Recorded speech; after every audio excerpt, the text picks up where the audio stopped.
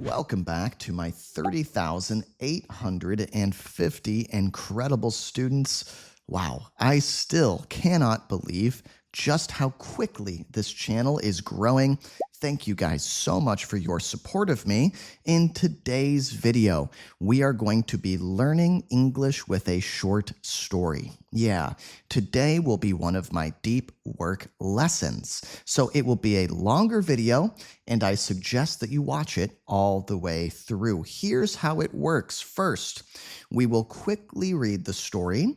I have a really interesting true story picked out for you guys today.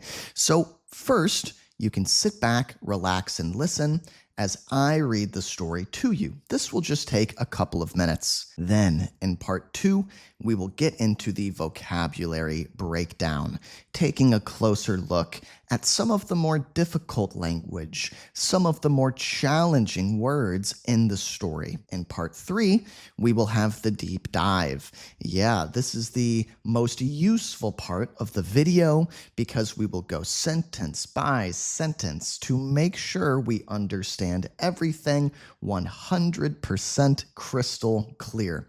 Finally, at the end of today's video, we will have a chance to practice our English speaking skills by getting into a discussion question related to the story.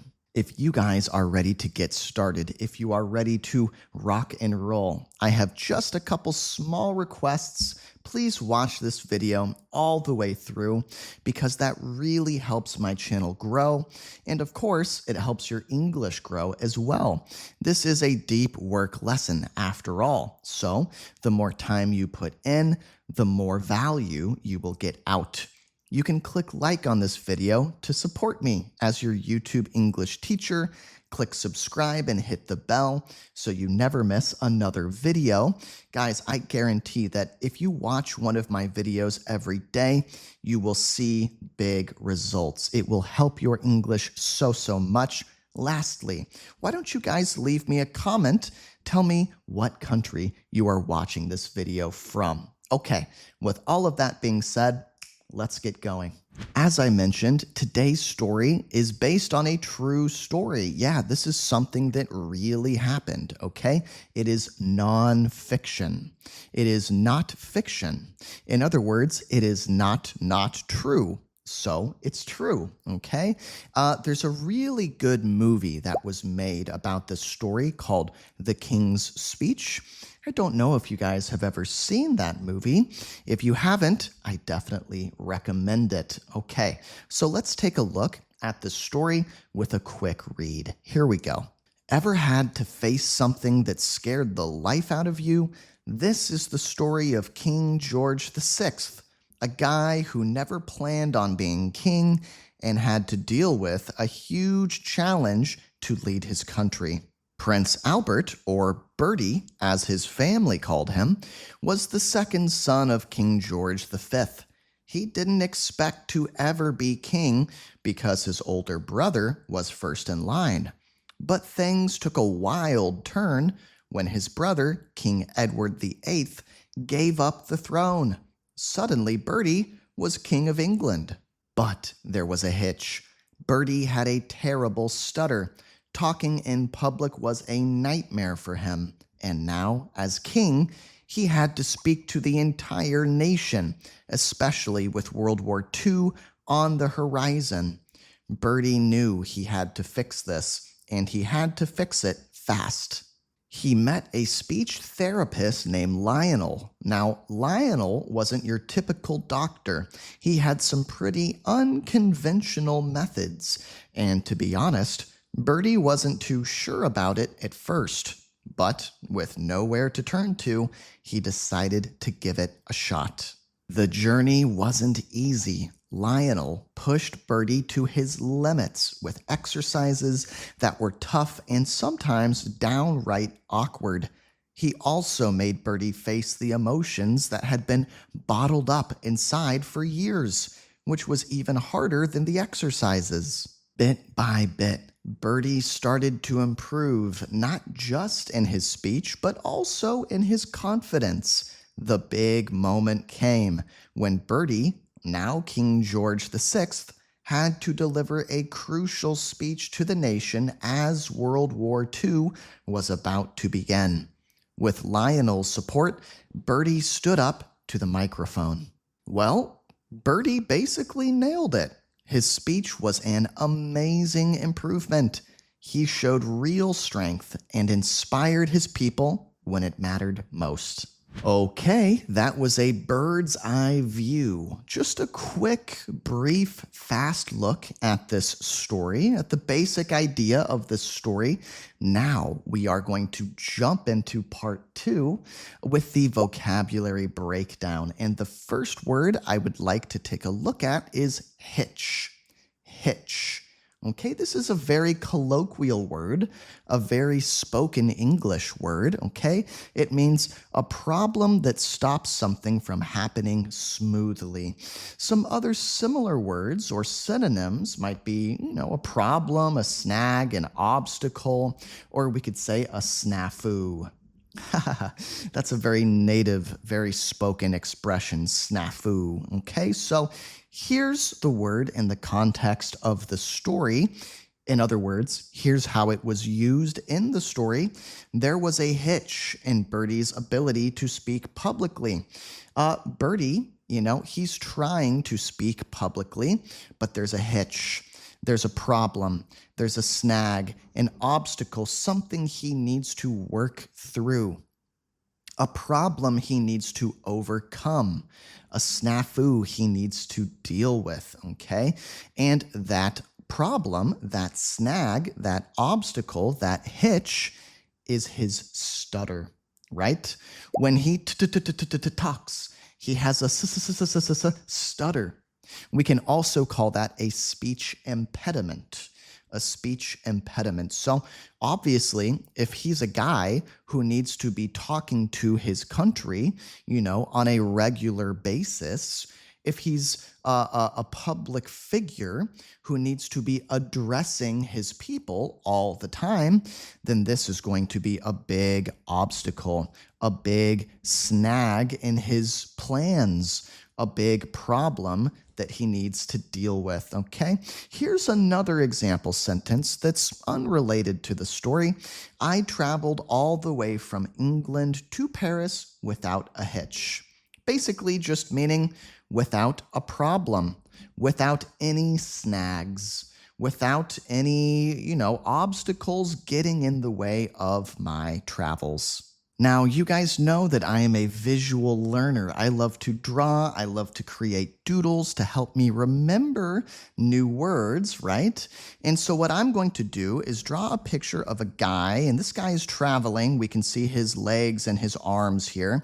We can look into his pants and we can see his pocket here. Now, he had his ticket inside his pocket. He was going to take this ticket and get on a boat. Unfortunately, as you can see, there is a hole in his pocket and the ticket fell out of the hole. So when he goes to get on the boat and head to his next destination, he's going to realize there is no ticket, and this is going to be a big hitch in his travel plans. This is going to be a huge problem for him. It's going to be a snag in his plans, a snag in his day. It's going to be a big travel snafu. It's going to be a tricky or difficult obstacle for him to overcome as he goes about his day, as he goes about his travels. Another really useful phrase that we saw in the story was bottled up. And you can see that I have a bottle here, a champagne bottle being popped. Okay, but what does it mean if you keep something bottled up inside? Well, it means to keep feelings or emotions inside without expressing them. In other words, they are suppressed emotions that you push deep down, that you do not allow to come out, that you do not allow to be expressed, okay? You keep these feelings contained. A container is something that you store things in. So like maybe a box can be a container. Maybe a water bottle is a container for your water, right? So this word contain, this verb, if you contain something, that means that you are keeping it trapped within you. You're not letting it be free. You're not letting it out. Okay. So we have some antonyms here as well for this one. An antonym is the opposite meaning. Okay. So what is the opposite of bottled up? Maybe to express something, maybe to release something. Maybe if you actually talk about your feelings, okay? Maybe if you go to therapy and you talk to a therapist and you put everything out there. You put it all out there. Just means that you take all of the thoughts, all of the feelings, and you express them, okay? In the story, we saw Birdie had a lot of feelings bottled up inside him. You can imagine that this is true, right? Because Birdie has a really complicated life. He has a lot of pressure. There are a lot of expectations of him. And also, he has this stutter, this speech impediment that he's probably a little bit embarrassed about, right? So maybe he feels some, resentment, some self-resentment. Maybe he struggles with issues of self-worth.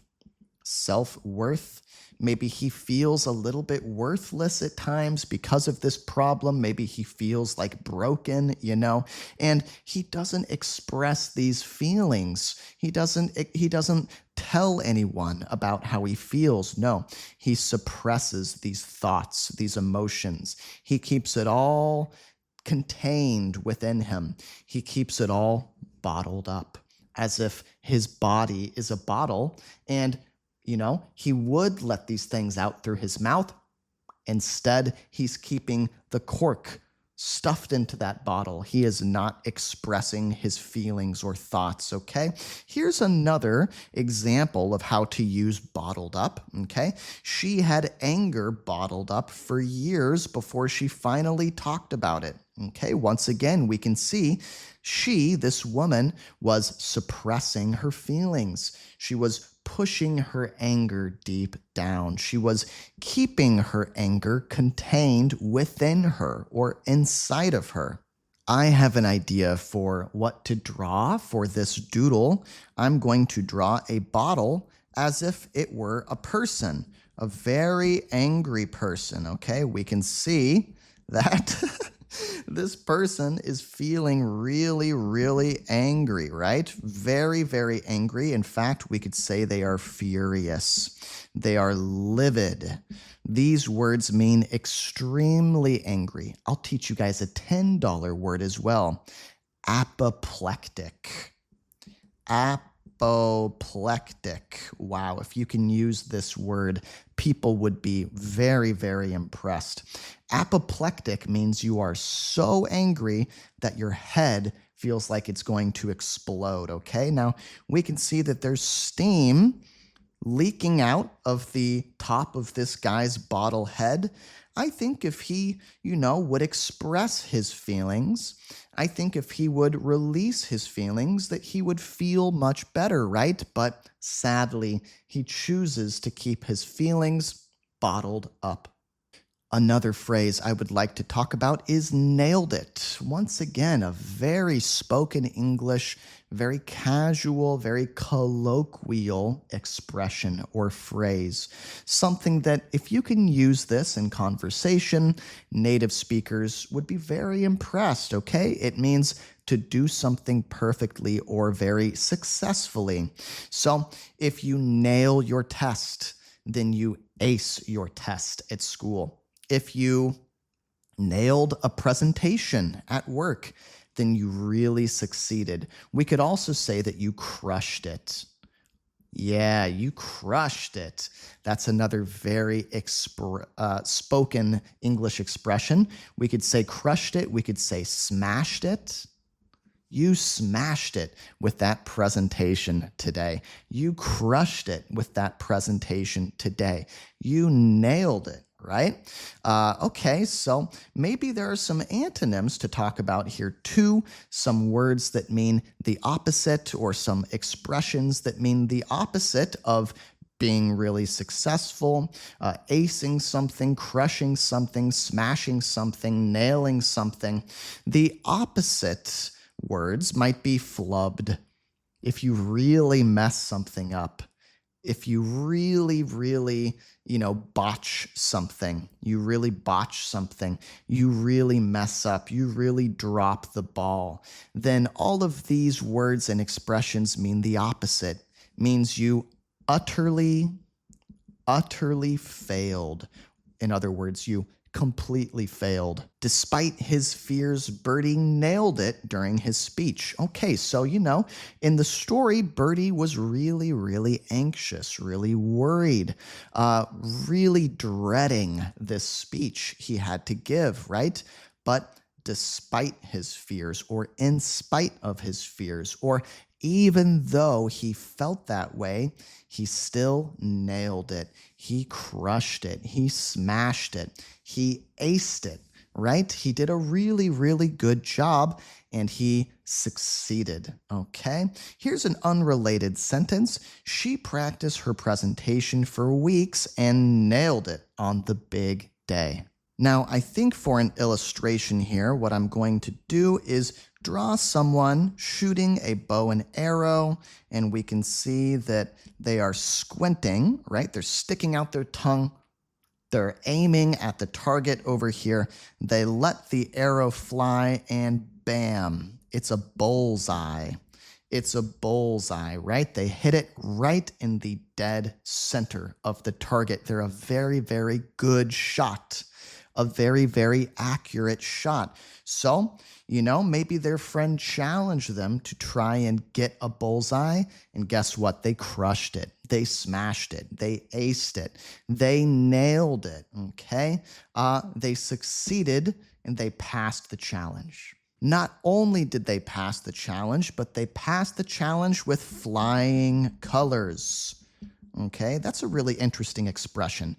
Just means, once again, that you did a really, really good job. Not only did you win, but you won overwhelmingly. Not only did you succeed, but you succeeded amazingly. You passed with flying colors. One more thing I would like to talk about here in the vocab breakdown, this idiom. You guys know that I love idioms. This is a really relevant idiom to this story. Step out of your comfort zone. Zone is like an area, okay? So basically a space in which you feel comfortable and pushing yourself to leave that space. So here's the definition: to do something that is new or challenging for you, okay? In other words, take a risk. To challenge yourself, to do something new.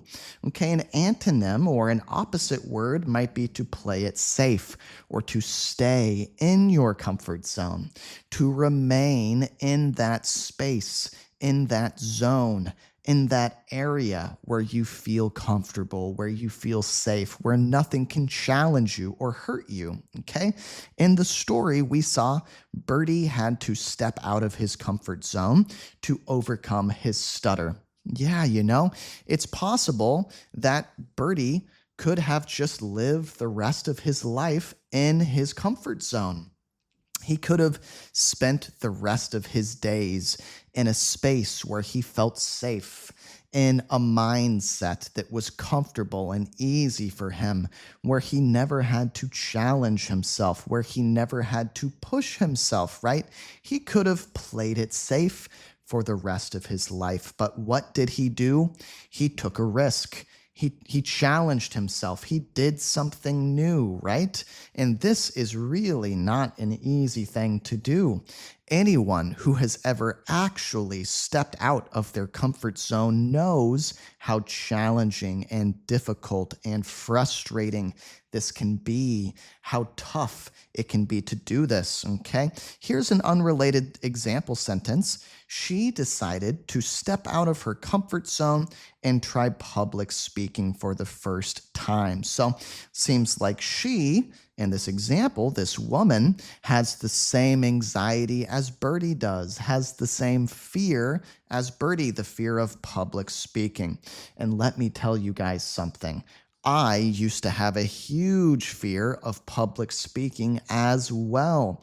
I remember, I'm 30 years old now.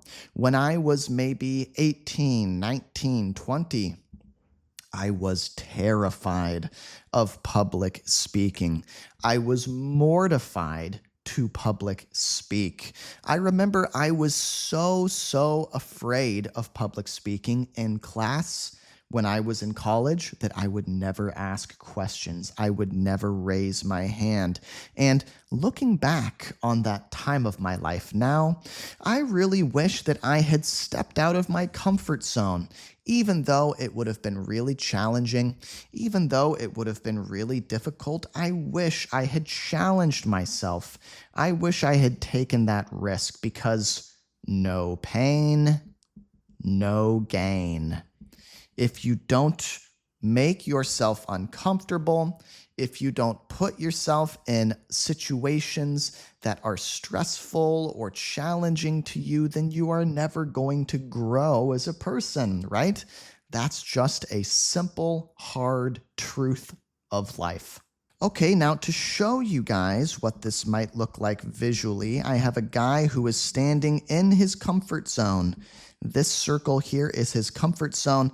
If he were to leave his comfort zone, maybe he would be a much more confident person. We can see he's very confident over here. Maybe if he were to go to the gym, he would be a strong person. We can see he's got some big muscles on this side, right? So, if he remains in his comfort zone, he's going to unfortunately remain a weak person. Yes, he'll be comfortable. Yes, life will be easy, but he's not going to grow. He's not going to get better, right? Once he's finally willing to step out of the comfort zone, once he's finally willing to push himself, to challenge himself, then maybe he'll gain muscle. He will gain or get muscle. Maybe he will gain or get confidence. Let's jump into this. Guys, if you haven't clicked like on this video yet, please take 1 second to do that right now. Maybe leave me a comment letting me know where you are watching this video from, what country you're watching from, or maybe leave me a comment telling me about your day today. How was your day? Did anything crazy happen today? You can let me know. Leaving comments, leaving me likes, sharing a video with a friend, watching all the way through. These are your ways of supporting me as your YouTube English teacher. Okay. Let's get into the deep dive. Ever had to face something that scared the life out of you? Okay, right away. I love this expression, scared the life out of you. If something scares the life out of you, maybe you are really freaked out. You are really terrified. So you're not just a little afraid of something. You are really deeply afraid. It scares the life out of you. So I don't know if you guys have ever had to face something like that in your life before. Maybe you are terrified of public speaking, just like I was, just like Birdie was, okay? Or maybe there was a different challenge in your life that really scared the life out of you. Once again, you can let me know in the comments. This is the story of King George VI, okay? V is 5, I is 1. If the I comes after the V, then that means it's a 6. If it comes before the V, then it's a 4, right? We call this system Roman numerals, okay? So this is the story of King George VI. He was a guy who never planned on being king, and he had to deal with a huge challenge in order to lead his country, in order to be a leader for his people. Yeah, if you have to deal with something, we could also say you have to sort out something. Okay, if you have to deal with something, then it implies that the problem that requires sorting out is kind of a big problem. You got to deal with a situation. You got to handle a situation. You got to sort out a situation.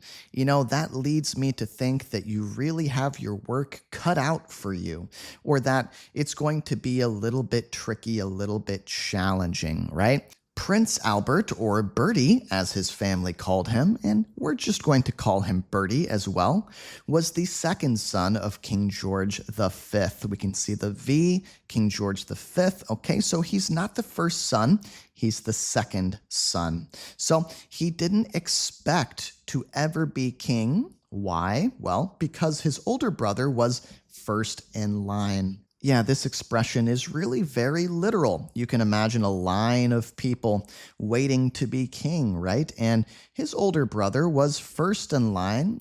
He was the firstborn son, the firstborn son. So naturally, the throne will come to him when it's time because he's the first in line. He's the oldest heir. He's the firstborn son, so he is the heir to the throne. We can see Bertie is right here. He's second in line, okay? But things took a wild turn. Love that expression. When his brother, King Edward VIII, gave up the throne, okay? So his brother says, I don't want it. He gives up the throne. Bertie gets the throne. He becomes the heir, or the person, the royal family member, to take over. Okay, let's talk about took a wild turn. Another way to say this is something took an unexpected turn, right? Things were going along very smoothly, things are going according to plan. Then bam, something crazy happens that you did not expect. It was unexpected. In the case of this story, the wild thing that happened, the unexpected thing that happened, was that Bertie's older brother gave up the throne. No one saw that coming. No one saw that coming. No one expected that to happen. So suddenly Bertie was King of England. Wow. Just like that. In the blink of an eye, in a flash, Bertie had become the king. Okay, but there was a hitch. Remember hitch? There was a problem. There was a snag in this plan. Bertie had a terrible stutter. He had an awful speech impediment. It was tough for him to talk smoothly and clearly, right? So talking or speaking in public was a nightmare for him. In other words, it was a really bad situation that scared him a lot. And now, as king, he had to speak to the entire nation. In other words, the whole country. Okay, especially with World War II on the horizon, okay? In other words, World War II is coming, and everyone can see that it's coming. Now, this was a very dark period in history when the world really required strong leadership, right? Countries needed powerful, strong, confident leaders during World War II because countries needed guidance. They needed guidance, okay? They needed to be guided. They needed to be shown the way, and that requires a strong, confident leader. So especially with World War II on the horizon, especially with this big conflict, we could also say looming in the distance. For looming, it needs to be something bad, right? A war is looming in the distance. So Bertie knew he had to fix this speech impediment, fix this stutter problem, and he needed to fix it fast. He needed to deal with this. He needed to sort this out quickly. So what did he do? He met a speech therapist. A speech therapist, somebody who will help you improve your speaking skills, your speaking abilities. This guy's name was Lionel. Ooh, kind of tough to say, right? Especially quickly. Lionel, Lionel, Lionel, Lionel. I would never name my kid Lionel. It's just too hard to say. Now, Lionel wasn't your typical doctor. Typical, right? Wasn't your normal doctor, wasn't your standard doctor, wasn't your average doctor, okay? Wasn't your common doctor. He had some pretty unconventional methods. Unconventional, some, we could also say, non-traditional, or some pretty different ways of doing things. A method is a way of doing things, right? And to be honest, Bertie wasn't too sure about it at first. Okay, so it sounds like Lionel was so, we could say, atypical, right? So unconventional, so non-traditional, so weird, so different that Bertie was a little unsure about hiring him to help. He thought, maybe I should just get, more of a standard speech therapist, a normal speech therapist, an average speech therapist. But in the end, he had nowhere to turn to. In other words, he had no other options. This really felt like his only choice, the only path forward. So he decided to give it a shot.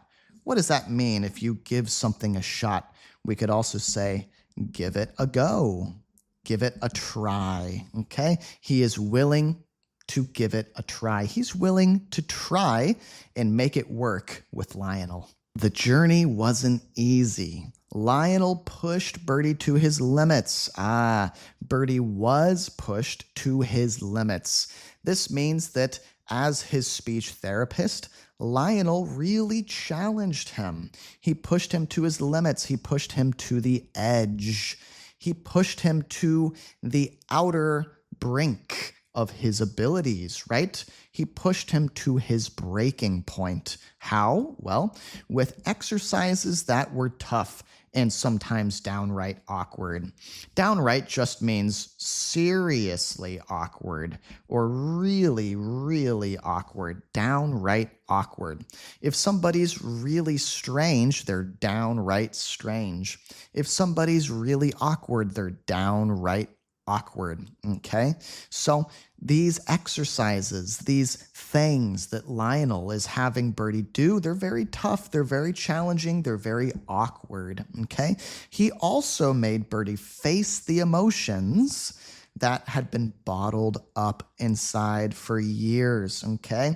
As Lionel is working with Bertie, he sees that, this isn't just a technique problem. This is a confidence problem, and that's a totally different beast. That's a totally different problem, a totally different monster to deal with, right?